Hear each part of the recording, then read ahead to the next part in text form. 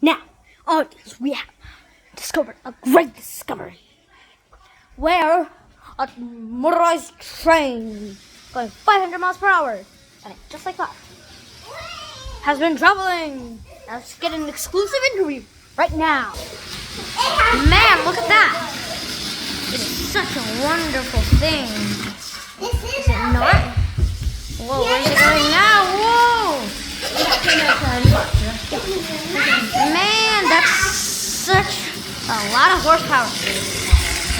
Whoa, it's right there.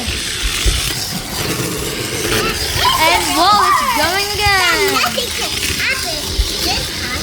And I went number one. We'll be right back, folks. Exclusive with horsepower train. And we're back with another exclusive interview with the horsepower train. Take a look. Whoa, my God. So much horsepower. He's literally dragging it back and forth. What a miracle. Whoa. Wow. Did you just see that?